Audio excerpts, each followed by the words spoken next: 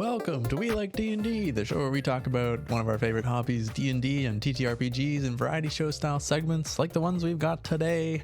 We're going to be building pop culture characters and then answering our question of the month, which may not be every month, but it is from a but it is submitted by a listener, and it is about mass combat, and we're very excited to get into it. But first, I am joined by one of my best friends and DM inspirations, Alec. Hey girl, hey. Hey. It's the first time he's ever said that. What would you like to make a check for? I'm going to roll to see how many Pride celebrations I attend this month. Wow, up to 20. That is busy. That's a busy month. It's not that busy. I'm going to one Pride celebration this month. Homophobic, actually. That's super manageable. Actually, could super you introduce me manageable. again and I won't say hey girl, hey? Hello. And we're also joined by my long-term roommate / wife, Loren. Hi. Loren, what are you going to make a check for? For how many Dalmatians I'm going to see this month. Wow. I really love Dalmatians. We already saw one yesterday. We saw one so yesterday, so it off has to to a be good at least start. one. 9. Wow. We're going pretty to see good. 8 more Dalmatians. Pretty good month. I can't wait. Dalmatians are apparently very loyal, but very stupid. I have heard that. Yeah. I've also seen 101 Dalmatians. They're kind of dumb. That's a lot of Dalmatians to see. Oh, yeah. Why are they sending I them saw into them all at burning once, too. It buildings? was like 90 minutes. I've seen 102 Dalmatians, not to brag. Okay, brag. Whoa. You don't have to one-up me in everything. Well, I can tell you where we won't be seeing any Dalmatians. Our pop culture characters. You might be surprised. Flawless segue. Nice segue. Hey, Jason, nice segue. Well, you know where we won't see any Dalmatians. Our next segment, pop culture character Wow, build. what a great segue, Alec. Where we take a movie and draw inspiration from it to build a character. This month, we are all building different characters from the same movie. Or book. Oh, book? Oh, wow. He's never read the book. I've not read the book, but I learned some things from the book, which I'm excited to share with you. Wow, I really am one-upping you guys right now. Don't you mean books? Yeah, Yeah, plural. it is many books, and I took inspiration from several of them. Oh, wow. Those books, of course, are set in the world of The Wizard of Oz, originally written by Frank L. Baum. That's right. And as homework, we watched the movie. We did not read the books. I have a huge set of the books on Audible if you ever want to Oh, listen. cool. Oh, wow. I've read the first one, and I think maybe the second one, but a really long time ago. From the Wikipedia page that I read, they are much more grim than the movie. Yes. And wow. And political. Yeah, Yeah. that too. Yeah. So I was very surprised to learn more about the character that I built. Some shocking things about him, but very interesting. There's a actual play podcast called The Film Reroll where they play through movies as TTRPGs in the GURP system. And they did a Wizard of Oz, like 7-parter that was actually really good Yeah. and inspired by the books. Yeah, and that inspired us to do a pop culture actual play segment, which we will be doing next week. So you'll get to hear us play these characters in a short little one-shot inspired by The Wizard of Oz. In 5.5e. In 5.5e. Yeah, not GURPS. I'm very much looking forward to that too. I've never played 5.5e, I don't think. So it'll be a first for me. True. Yeah. I didn't really do my homework there, but I think most of the changes that they made, but apologies in advance. I might get some things wrong. Without further ado, who would like to present their character first? Did anybody build Dorothy? Nope. Okay, so any of us could go first, I guess. I already have talked a bunch, so I'm just going to talk some more. I built the Tin Man. Oil can. The Tin Woodsman from the books. Do you guys know about him? What his deal is? Like, I can't really remember. No. okay. Tell me about the Tin Woodsman. He was in love with a woman and yeah. wanted to marry her. Yeah. And the Wicked Witch of the West or East, one of them, cursed his axe to chop his own limbs off, and one by one his axe chopped his limbs off, and he was replaced by tin until he was nothing but a tin man. And these are children's books. That's crazy. That's so wild. So yeah, that's the inspiration for my Tin Man character, is that he was a human and mechanically is a human, but was cursed by a hag or a wicked witch, and either the same thing, like his own battle axe cut him to pieces, and then he was rebuilt by a professor, you know, as a kind of Warforged-esque, but still taking the mechanical traits of the human. Cool. And obviously in the movies and in the books, he's in search of a heart because he wants to feel again, even though he feels the whole time. And I learned from the book that he's actually like super against violence, and he even opposes to a butterfly being maimed for a spell casting in one of the books and stuff. So I decided to make him a Domain of Life cleric, and he's all about healing. And the build itself is not super unique. It's a human cleric, Domain of Life, but character work I think would be really interesting. Two things of the backstory of being a human who is like, I mean, essentially like Darth Vader, but except you ended up with a bunch of empathy. And the other thing would be kind of fun is playing a robot that wants to feel, but already is super emotional. Is like a very emotional robot who just wants to feel, who thinks they don't have emotions. Would be kind of a funny thing that you could play off, I think. Totally. Just being like, I just want to feel emotions so bad, but I can't. So yeah, I took a few things in 5.5e, like the farmer background, which gives you the tough feat, which gives you a big boost to your HP, which is pretty cool. So at level 5, I've got 48 HP. As a cleric, you get to choose a divine order. There's 2 options. I chose Protector to gain proficiency with martial weapons and heavy armor training. So then I could take Chainmail and have AC 18, and then obviously fights with a battle axe. Yeah, nice. Because Woodsman. And then just a bunch of healing things. I pushed my ASI into Wisdom, so ending up with a Wisdom of 19. Ooh, nice.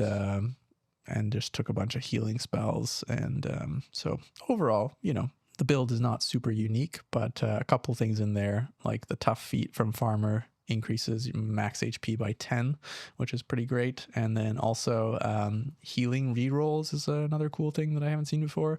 Whenever you roll a die to determine the number of HP you restore with a spell, you can re-roll the die if it rolls a 1, and you must use the new roll. Nice. That's very cool. Yeah. So like advantage on healing rolls. So anyways, that's a pretty straightforward build there for a human Domain of Life cleric. That's my emotional robot.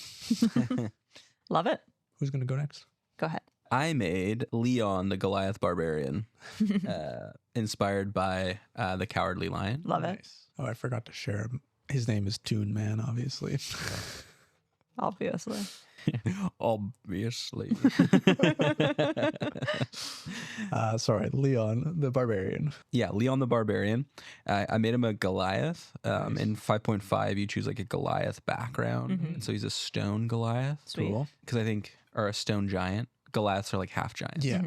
And so he's a stone Goliath, which means that when he takes damage 3 times per long rest, he can roll a d12 at his con and reduce the damage. Yeah. Sweet. Because 3 like times, that's awesome. And the story behind the Cowardly Lion is, you know, it's the same thing, right? He had courage the whole time. Yeah. The lion's story is so straightforward that in sequels to The Wizard of Oz, he never plays more than a cameo appearance. Oh, really? Yeah. Okay. But he thinks that he's like inadequate as the king of the forest because he experiences fear. Yeah. Okay. And then at the end, the moral is that, you know, courage isn't the absence of fear, it's acting. And but in the books, I think the wizard gives him a mysterious liquid that makes him brave. Oh boy. But then when the liquid is supposed to be temporary, but when it wears off, he continues to be brave. Okay. Yeah. But I think it's like Space Jam. Okay. Right, where it's just water. It's just water. Yeah. Maybe a little bit of the wizard's pee. Yeah. Placebo effect for sure. Also in the books, they all go on to rule like parts of Oz in the end. Like the Tin Man rules. Okay, Kelly, spoiler alert. Yeah, sorry, spoilers. But For the books that came out how many years ago? 130 years ago. Yeah, that they all go on as become rulers of the land, which was interesting as well. Some notable things. So I managed to, in 5.5, balance out the stats so that He's got at least +2 in all of the physical stats. Nice. 16 strength, 14 dex, 16 con, and he's got 55 HP at level 5. Whoa. That's amazing. Yeah. That D10 barbarian. Yeah. Or is it D12? D12. Oh. So kind of the thing that I was going for is at first I was like, well, like the Cowardly Lion is always like punching shit. Yeah. When he gets scared. Yeah. He's a monk. Nice. But instead, you can be a Path of the Beast barbarian, and then your unarmed strikes, you take on the form of a beast, and you can bite or claw things. Nice. Very cool. Giving your That's unarmed perfect. a D6. Yeah. That's awesome. And so you also get an additional attack. The wording of claws, the claws feature of Path of the Beast, is that like both of your hands become like clawed, and you can use those claws as weapons if they don't already have a weapon. Yeah. The way it works mechanically is that you deal a 1d6 unarmed. Yeah. But it doesn't say if like both your hands are empty you can do this. It just says once on each of your turns when you attack with a claw using the attack action, you can make one additional claw attack as part of the same action. So you can 1-2. So the reason why I'm saying this is because I'm giving Leon a shield to get +2 AC. Yeah. And then you're just going to claw twice with the same hand. Yeah. Nice. Cool. I really like the idea of like the Wizard of Oz characters are such perfect like you can examine them and it's like such perfect D&D starter characters or tabletop starter characters. Totally. It's like I have a quest. Yeah. I have character growth that I can overcome and like So I was kind of picked the Cowardly Lion because I did the character build the latest, like most recently, but I'm really happy that Lion was available because I think it's a really cool thing you can role play. Absolutely. And like, yeah, totally. Like, and all of these, all of their characteristics are so easy to, if you're wanting to dip your toes in the waters of character growth and character arcs, these are like super the most basic character growth things of like, I was afraid, I went into a scary situation, I acted bravely, and I realized I could do it, and I came back better. So it's like, you don't have to have like a full complex campaign character arc. You can just, start with, if you're overwhelmed by the thought of that, just, these are like, like they're also cliched at this point because these are the origins of them. Yeah. But as also, it will be unique at your table. Yeah. Like just because the movies have been made about that, like the way that you do it at your table will be unique. So I wouldn't shy away from that at all. I've always like, for new D&D players, I talk about like, give your character a flaw. Yeah. And the example I try to always give is Marty McFly from Back to the Future. If someone calls him a chicken or yeller or whatever, if someone calls him a coward, he will do what he has to prove them wrong, right? Often to his own detriment. Yeah. And so, like if someone says you're not going to sleep with your mom, coward. yeah, exactly. And so not in the version I saw. That's why, never mind. I'm not going to go there. But now I'm going to start using the Wizard of Oz as examples of how to do like a character that needs to grow or character growth. Totally. That's awesome. Well, that's a great build. Very straightforward. Yeah. Extremely A to B, but I like it. Is rage any different in 5.5? It's almost entirely identical, but I think this is something that they added to rage. Okay. So the rage will end if you don't attack or get attacked. Yeah. You can force an enemy to make a saving throw, or you can just take a bonus action to keep your rage going. Oh, nice. Yeah. That is new. Yeah. That's cool. I like that. That's nice. Yeah. Because then otherwise it was, kind of a bummer to just, it limited your strategic options because you had to be in front of somebody taking hits or doing something every single turn. Yeah. And you couldn't like go and help your ally for a turn because you might lose your entire rage. So, and then the last thing I have is one thing from Goliaths is that you can change your size to large for 10 minutes. Nice. And I took, instead of an ASI, I took the grappler feat. Oh, yeah. Cool. Which feels like kind of on brand. Mm-hmm. But that means that when you make an unarmed strike, you can, the way unarmed strikes work now is like, it's not grappling isn't a special attack action. Yeah. It's like you make an attack and then you choose whether to go for damage, grapple, or shove when the attack lands. Yeah. And with the grappler feat, you can opt to do damage and grapple. Oh, cool. In the same once per turn. Very cool. Yeah. Grappling is now an unarmed type of unarmed attack. That's awesome. Yeah. That's a sweet build. Cool. I'm excited to meet Leon. I didn't name my character. Yeah, I didn't give my character a real name, so I'll have to think about that. Well, because we're playing them, right? Yeah.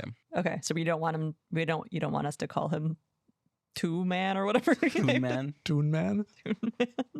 No, I'll think of a different name. The Tin Toonsman. The Tin Toonsman. Yeah. Still bad, but marginally better, I guess. What you got, Lauren? Okay, so I built the Scarecrow. I built him as a Swarm Keeper Ranger with like crows. Very cool. Yeah. I love a ranger. So genius. Thank you. That's awesome.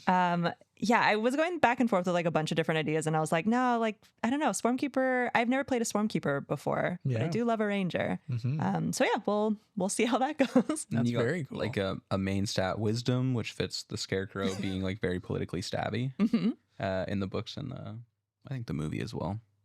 He's always giving Dorothy advice. Like, it's true. Yeah. Yeah, right. It's true. True. Yeah, it's true. I think this is also fairly straightforward. My like big brain moment was like, oh yeah, Swarm Keeper because of crows, and the rest is like pretty straightforward. Big brain. That is galaxy brain. If you ask me, I never would come. You said tell me to make the Scarecrow. Yeah. Never once am I going Swarm Keeper Ranger, but I think that's perfect. Yeah. Thanks. Nice. Yeah. Well, I'm stoked. I'm stoked to play it. Yeah. So I just kind of stocked him with a bunch of like nature-y themed spells. Speak with animals, Goodberry, pass without trace, because in the beginning he's kind of like hiding in plain sight a little bit because he just is like staying still. For sure. Protection from poison, because he helps wake up Dorothy kind of from the poison flowers a little bit by like asking for help from the witch. And then Hunter's Mark, because he's a ranger, so legally have to give it to him. He also doesn't succumb to it. Do any of them succumb to it? I can't remember. Yes, I think the lion does as well. Yeah, so I actually made him a wood elf, because you have resistance to magical sleep. Nice. Which I think made sense. Yep. Also nature. Yep. Nature stuff. For sure. I gave him weapons mastery with a trident, because it looks like a pitchfork, kind of. Yeah. Okay. And also a sickle. Which comes with what do you call them? Like not abilities, but like the weapons mastery, like things like Vex effects, and like whatever. Yeah. So the sickle comes with Nick. Which means when you make the extra attack of the light property, you can make it as part of the attack action instead of as a bonus action once per turn. As a 5th level ranger, I have 2 attacks. So does that mean I can attack? I think you can do 3 times. Once per turn, right? So 3 times. Yeah. So 3 attacks with a little sickle, which is what you use to cut down wheat or whatever, right? So yeah. That's like a scythe, which is like I think a sickle is like a small scythe, right? Right. Yeah. I was going like farming. What do you have access to? What's left in a field? The extra attack of the light property. Yeah, and the sickle is a light weapon. Exactly. Yeah. So it's your bonus. The bonus attack. The bonus attack. The offhand. Yeah. But you get to make it as part of the attack instead. So instead of using your bonus action to do it, it's part of your attack. That's cool. Yeah. Yeah. Very cool. Yeah. And then for background, I just went hermit, because he spends all his time in a field. And I gave his dump stat, I made strength, because he's just made out of straw. And I like didn't really, for like, I guess thematic reasons, I didn't really stack his AC at all. Yeah. So it's like 14 or something, but he has like 44 hit points, which isn't bad. That's kind of it. Nice. I was also looking at the hermit background, and I was kind of disappointed that there are some in there that don't come with origin feats, which is kind of weird. Yeah, I think this one comes with, I think it's like healer. Oh, it does come with an origin feat. It does. Oh, yeah, okay, I think it does. Maybe there isn't then. Or maybe I was accidentally clicking on the 5e backgrounds that didn't have it, just had skill proficiencies. Yeah. That's my maybe. So this one also, the healer origin feat also comes with healing rerolls, which we already talked about. Oh, okay. And battle medic. So if you have a healer's kit, you can expend 1 use of it to tend to a creature within 5 feet of you as a utilize action. Nice. Yeah, there's all these different actions in 5.5e, like magic actions, utilize actions. Didn't read anything about those. Don't know how they work. We'll see if they come up. If not, if we forget them, don't worry about it. And so One thing that was interesting that I looked at in Hunter's Mark just to see if anything was different, I think it's all basically the same, but now it specifies that with your Hunter's Mark, you're doing an extra d6 of force damage. Oh, that's powerful. No, Yeah, which is kind of nice because I Yeah. think that's one of the ones that like not many people have resistance to. Yeah, very few resistance. So that's kind of cool. That, Cool. Yeah, it's not halved or anything. Yeah, because it used to be of the same type of damage. Yeah, I Right. think it was just extra d6. Did they add anything to Hunter's Mark to help Kelly remember to cast it when he plays a ranger? Yeah, it's highlighted actually. Yeah. In D&D Beyond now, it's Yeah. bright yellow. D&D Beyond comes up with an alert that says, step 1, cast Hunter's Mark. As soon as you roll initiative, it prompts you. So was there any other differences you noticed from a ranger in 5.5 that are worth sharing? 'Cause you played a ranger in 5th edition, right? Yeah, when we very first started playing, I played a Beastmaster Ranger. And you played a Swarmkeeper, actually, right? I did Oh, play you a did, Swarmkeeper, yeah. a butterfly Swarmkeeper. Yeah. That's why I love That's this. right. Oh, yeah, I forgot it was Swarmkeeper. I thought it was like a Fey, what's that one? Fey Wanderer or something? No, no, it was just a really reskinned Swarmkeeper. That's right, yeah. That was cool. Yeah, no, nothing that I like. I didn't really deep dive into it. But nothing that like really, really stood out. I guess that's like crazy different. Cool. Guess we'll find out. Yeah. Those are fun builds. I think these ones were definitely like, well, actually, yours wasn't lighter on the mechanics. The Swarmkeeper thing with crows is very cool, but certainly mine was a bit lighter on the mechanical fit of it, but more story character inspiration. Yeah. But yeah, I think you could have fun mixing and matching those with different things, or just coming up with your own character. Interesting that none of us chose Dorothy, because I was also looking at it and I was like, man, she's like she doesn't have anything like particularly remarkable. Like I could see her maybe as like a bard, like a super support class, because she's like bringing out the best in all of her companions. But I didn't really have any immediate ideas about how to. I was looking at building Dorothy initially, but the only thing I could think of, actually, that's funny. The only thing I could think of was like Pact of the Chain. Oh, interesting. Yeah, for sure. Yeah. And I was like, well, I don't necessarily want to play a warlock, I guess. So.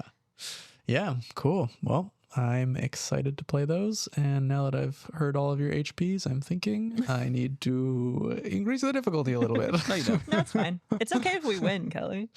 I don't know. But then how am I going to use Alex TPK adventure from Show? Well, you haven't heard it yet, so...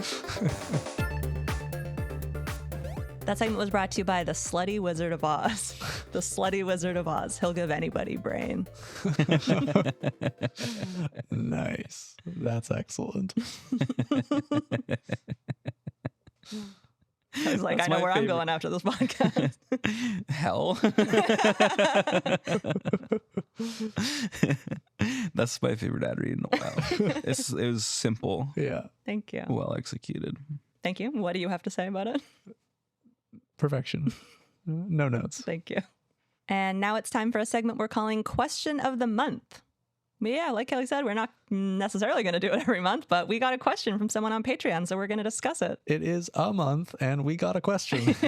So it is a question of the month that we are currently in. Perfect. What is it? It's funny because the question was asked last month. A question of last month. A month. A month. This Not year. this month. Brian on Patreon wrote, do you have a video or podcast offering advice for DMing large-scale combat? I'm writing a campaign that has the players eventually building an army to save the world and leading their army against the PPEGs. The armies clash until a breach in the fortress wall can be opened, allowing the party to sneak in and stop the main villain, summoning a spell and saving the day. Right now, I'm bouncing between using the old school AD&D battle system or using the D&D simplified mass combat system, neither of which I have experience with, and I want it to be fun, but still D&D, not Pathfinder or Warhammer. And I'd also prefer not telling my players to have to read a 300-page textbook to play the session. Please help. Very fun. Brian, I have good news for you. We're here to help. Well, we'll see. We're here to talk about it. We're here to try. We're here to talk about it. And hopefully you find it helpful. So to start off, I will say that we've kind of played both versions of this. In our very first campaign, the players were defending Mirabar in the north on the Sword Coast against an attack. And I didn't want to use any kind of mass combat mechanics. So I had sort of several scenes that would, or several objectives that would happen around the battlefield. There was like a gate to defend, a bridge to defend, and then like other people breaching a different way. I think I can't exactly remember. It's been many, many years now, but the idea was that it was all in character, and there was these different objectives that would happen. And there's kind of two ways that I would think about it, and it's like that was the Two Towers method, the Lord of the Rings Two Towers, which is where the battle at Helm's Deep is told through the eyes of the protagonists doing specific things. There are like specific turning points in the battle where the protagonists have to do something, and depending on the outcome of their little encounter there, the battle swings one way or the other. So that was kind of the one method of just using D&D mechanics and zooming in with different objectives. And then more recently, we played a campaign where there was a large naval encounter where I came up with some mass naval combat mechanics, which are on the Patreon if you want to check them out. You might also be able to adapt them to land-based mass combat, but I think that's probably more than you want to take on. But that was more of a mechanics-based approach where we started with a mechanics-based battle and then zoomed into a standard D&D combat. Yep. So from the player perspective, what did you guys feel about both of those? And did you have a preference if you can pull your mind back to many years ago? I remembered really liking the fight we did in Mirabar. Okay. I don't think I could like specifically pinpoint why, but I think it just felt like it flowed really well from like the player's perspective. And I think I could like picture it very easily. I don't think we even used a map for that one. No. Yeah, that was all Theater of the Mind. Theater of the Mind. Yeah. Do you remember if it felt big? Like, because I guess that was the other thing is that, you know, you want this to be a momentous climactic event. So you want it to feel big, like there's a lot going on. And you can do a lot with narration, which is what I tried to do. But do you remember if it felt big? Yeah, I think it did. I mean, because we were all split up. It was a big party. There was 5 of us, right? 5 players. Yeah. I think you guys, you started together and then you split up, I think, too, once things started happening. Yeah, because we had somebody who had like a Pegasus like steed or something. So they like flew off and went somewhere else. But yeah, no, I think it did, just because we did all end up going in different directions to like defend different areas of the keep, I think. So I remember it feeling, I mean, it obviously wasn't like the climax of that campaign. It was Storm King's Thunder. But I remember it feeling like a big deal. Okay. But also that might have been like narrative because we like, it was there was like a big build up to it. Like we partied the night before and then we like knew that we were going into a big battle, I guess. So yeah, it was one of the player characters' hometowns, and this had been kind of building for an arc that this army was going to be invading, and you guys had to like get allies, and I believe you got allies from somewhere else to like come and assist you in the defense. So yeah, there was some sort of like council meeting, I think, that we went to. We had to like convince them to like ask for help or something. It was very Two Towers, actually. Yeah, it was completely, and that was the complete inspiration for sure. But yeah, okay. And what about you, Alec? Did you have do you remember playing both, and do you have any preferences? Yeah, and we've run like smaller, like mass combat, but smaller than those are 2 like of the biggest kind of in-world scale combats we've done. Right. But here is kind of my feeling. The Mirabar defense and the naval combat were both really enjoyable for very different reasons. And so like my recommendation is like, what feeling are you trying to evoke? Yeah. Totally. So what I mean by that is with the naval combat, there was more mechanics to it. And it felt like a bigger puzzle. Right. It felt like a bigger strategic. Yeah. But I personally think, and this is not a criticism of how you ran it, I think it's just more or less how it's going to happen when you have a bunch of units that you control. Is it felt like a bit like because moments are happening at the speed of game, it didn't feel like, what am I trying to say? It didn't feel cinematic. Yeah, it was more board gamey. It was more board gamey. Yeah. And so like the stakes might have, I think, maybe felt higher in some senses because it's like, oh shoot, if we don't control these units to the best of our abilities, like we're going to lose. Yeah. But it felt a lot more like I was playing a game. Right. And when we did the Mirabar defense, it felt a lot more like our party was there at a battle. Yeah. Does that make sense? 100%. And I think that 3 times out of 10, I want that naval combat. Yeah. But if it's maybe even more times out of 10, I want the feeling of that naval combat throughout the campaign. But if it's a climactic moment, I want to have that experience we had in Mirabar. Right. Where your character. Yeah. Where it feels like I'm part of something that's, it's just like we each had like 2 or 3 units or boats or fleets that we were controlling. Yeah. And so it was like, I'm fighting this battle. Yeah. Whereas in Mirabar, it was like, this battle is happening. Yeah. And I have to do what I can to try to impact it. Does that make sense? 100%. And that is definitely where I was going with this, because I mean, ultimately, Brian, you'll have to figure out what your players enjoy doing at the table, and what kind of, as Alex said, what kind of feeling you're trying to impart. And I would just look at the things that they're enjoying day to day, like any kind of mechanics that you introduce, and I do have some recommendations for mechanics, but any kind of mechanics that you introduce will ultimately tend to feel more like a war game. And so if your players really enjoy tracking inventory, and because I mean, essentially what you're going to be doing by tracking that kind of stuff is just more inventory management. Yeah.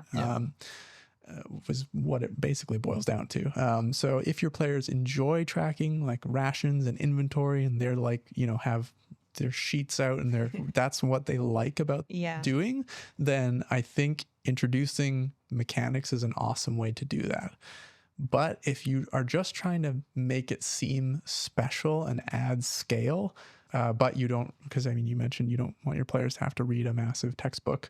I think taking the Two Towers approach of telling the story of the battle through specific scenes, and then taking the outcomes of the players' actions and using that to turn the tide of the battle one way or the other, will feel more cinematic, and will, it's kind of like a bird's eye view when you're looking at like a battle map with units and you're moving them around. You're taking like a bird's eye god view almost, and versus staying with the characters in these specific scenes, you're very much bringing the camera down into the trenches with the characters, and they are experiencing that battle, which I think will feel more visceral to them. You could almost, for that second version that you're talking about, the more theater of the mind, you could still map it out, etc., but you could almost prep it or write it as like a 7-room dungeon, but instead of being rooms in a dungeon, it's areas of the battlefield. And so it's like a combat forward dungeon because it's a war, but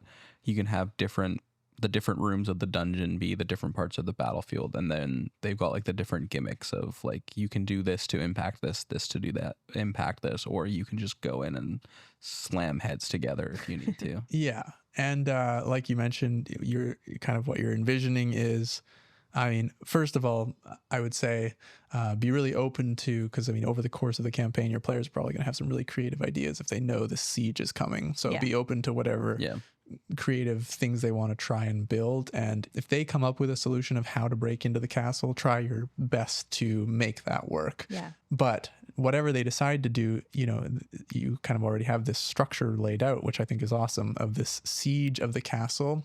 So you could definitely have various objectives that are in the siege act of this battle, where like protecting the siege weapon, like you need to advance the siege weapon to the gate, and if it takes a certain amount of damage, it's gonna break. So you need your characters are protecting the siege weapon for this advancement. Potentially the army gets flanked, so the characters need to go to the east flank and help defend against this other invading flank. Perhaps they need to take out like siege weapons on the castle walls because they're raining down Absolutely. Offensive siege weapons. So just having like some objectives, and then also some events that kick off those things, like all of a sudden out of nowhere you see this like explosion down the battlefield, and you see that like there's a group of wizards up on the wall that have now just started hurling like magic down, and they're wreaking havoc on your army, so they need to go and deal with those. And kind of that will also pull your party in different directions, which will add to the tension of the battle. And then once they either complete or don't complete that objective, or figure out a different way into the castle, then you can kind of leave the battle behind, and then, like you had already mentioned, move into the act of trying to stop the villain from doing what they're doing. So my read of your question, I think I would recommend doing that because you're already asking the question. So I feel like if you and your players were super into playing a war game, you would have probably just gone with these. Yeah. So I think just coming up with a creative way to stay in character and keep that zoomed in feel, but having lots of different events happening around the battlefield will lead to that feeling of scale. That being said, if you do want to go with mechanics, I would throw another one into the ring. You mentioned the D&D mass combat and AD&D, but Matt Colville's mass combat system in Strongholds and Followers, I think is a really excellent compromise in a simple mass combat system. Basically, it involves you just have different units and their position is kind of arbitrary, and you choose which unit can attack which other unit. Only certain units can attack other units. So like certain units have certain strengths and certain weaknesses. Yeah. For example, flying units can only be attacked by archers or other flying units. Right. Infantry can only be attacked by I can't remember. Each one Infantry has can probably a be attacked by everybody. Yeah. There's also cavalry, archers. There's like different unit types, and each have a strength and a weakness and who they can attack and be attacked by. And on each of your players' turns, they can take war action or whatever they call it, and they can choose one of their units to attack an opposing unit. Yeah. And you make a roll, you resolve it, then there's a morale test to see which unit breaks first. I think it's a really excellent system that boils down mass warfare into some more simplistic roles, but still gives you that feeling of having a mechanical battle that is resolving. And Matt Colville actually designed it for your specific situation where there is a war happening, but the PCs are off doing something else while the war is happening, facing down against the leader. Yeah.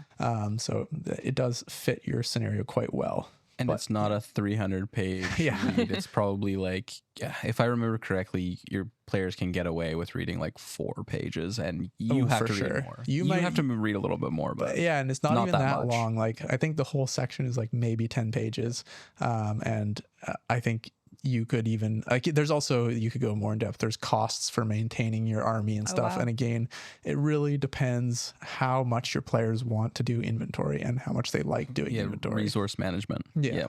And then if you find that they do like it, if you use Strongholds and Followers and you find that they do like that sort of resource management, you could pay Matt Colville more money and you could buy Kingdoms and Warfare. The next one. Yeah. That's true. So and there in that Strongholds and Followers, there is a whole Strongholds thing, which is very cool. Which is cool as well, which is like Bastions in 2024, but I think even cooler. But anyways, get it? You like Matt Colville? Yeah, I do. Daddy. How much money do you want to give Daddy? All of it. Here you go. Sorry, you gave it all the sly flourish already. You're bankrupt. Oh no. I'll take out a loan. I'll take out a second mortgage. I'll take out a first mortgage. I don't have a mortgage. Ooh, braggart. I rent. Oh, never mind. Opposite of a brag. Opposite of a brag. A slight twist on that as well. If you listen to the end of NADPod, Not Another D&D Podcast, Campaign 3, they did something similar where Murph was inspired, I believe, by Matt Colville's Strongholds and Followers system there, and then kind of tweaked it himself, and he does explain it a little bit in the episode, but basically there's a battle round every round, and they can do certain battle actions, and that might be a nice hybrid as well for you. But honestly, like Alec and Loren said, and my experience matched as well, I have more like memories of the battle defending Mirabar, like, fake memories, but like it was like we were there, compared to the ship mass combat, which felt more board gamey. Even though we zoomed in the end and faced down with the villain one-on-one, I still was more in that reality, just staying at that level, having these different things, because that experience felt more true to what it would be like to be a character in that situation. So just watch Two Towers again, but instead sympathize with the orcs. That's right. Your players are the orcs. So yeah, I hope that... Wait, you guys didn't sympathize with the orcs? Well, after Brennan's speech, I did. So Brian, I hope that helped. And wait a second. Brian Murphy? Oh, when did this question come in? Goodness. Is it you, Murph? I never would have guessed. Let us know what happens, even if it's probably a couple years from now. Let us know. Comment back, and love to hear what happened. And yeah, it sounds like you have some fun stuff planned. yeah, it sounds like a great campaign, and I'm super excited for you and your table, and I hope you have a ton of fun with it. The thing that I would suggest to wrap it up is if you have opportunities to do the mass combat, and it's not part of the climax of the story, it's not, you don't want it to be a climactic moment, do some mass combat, like Yes. do some mechanical mass combat, because it is fun. Yeah. I just don't know that you can build the emotional beats as well and as easily in like a highly mechanical mass combat. That's an excellent point, because as well, it'll also give you and your players a chance to try this system to see if, any of you like that type, because, maybe you don't know if you're going to like that kind of mechanical mass combat or not. That's a good point. Yeah. People could be really surprised and be like, yeah, I actually really, really love that. So let's do that again at the very, very end. Yeah. Yeah, exactly. So Alec, that's succinctly the best advice. Should have just done editor Lorraine, just take out what I said, just put that. Okay, the segment is going to be 2 minutes long. And that's our show. Thank you so much for listening, and thank you for commenting and subscribing and reviewing and rating. We really, really appreciate it. I've got a couple of comments to read from you guys. Proto Hacker 9303 said, Nimble is great. I've been gradually easing my group over to Nimble. This is actually saying something, as they do not like change at all, but I've managed to get them using the combat and magic systems from Nimble now, and my game has become more epic as a result. I've had to homebrew the combat system a bit. I give minions 1 action point each, lieutenants 2 or 3 action points, and bosses get 1 action point per character plus 1 extra. I will subtract some points if I throw multiple minions, lieutenants, and a boss at the players. The players use 1 of their action points, and the boss gets to react after each character's turn. Not necessarily at that character, it depends on the boss's motivation, etc. That's fun. That's a really fun idea. So with that, I have an opportunity to beat up on the characters, and they get the opportunity to wail on the boss. Everyone wins. This has resulted in me being able to make the players sweat a bit about surviving combat, but they nearly always manage to eke out a win in the end, which is really sweet. My ideal system would be a modified Cortex from the Serenity RPG. Don't know that one. For character creation and mechanics, Nimble for combat, and Vagabond for magic, if it were possible to kludge them all together. Well, I think you could do that. You could make the Frankenstein system of your dreams. That would be very cool. That's one of the fun things about TTRPGs is you get to just smash a bunch of different things together, which is take what you want from different systems. Actually, Frankenstein was the DM. Frankenstein's manual was the game system, Kelly. I'm just not going to engage with that. And Ike on Spotify said, Fantasy Draft idea, doing taxes. Well, Ike, let me tell you, we are doing taxes at the end of the month. And that being said, you should definitely leave us more suggestions. 2 DMs, 1 player. Our table's getting pretty empty, and I know we've got to refill it soon. Yeah, give us some word suggestions for 2 DMs, 1 player, and fantasy draft suggestions as well, and some pop culture suggestions if you got any, and we will take them under consideration. Heavily considered. Yeah, all suggestions considered for sure. Next week, we'll be playing a fun little one-shot of Wizard of Oz that I wrote that'll also be going up on the Patreon. So if you like what you hear, you can bring it to your table. Until then, I appreciate you. Only Kelly appreciates you. JK, I do too. But not Lauren. No, famously. Yeah. How many more levels deeper than Balls Deep is Helm's Deep? At least 3. I mean, that's all the way. That's it.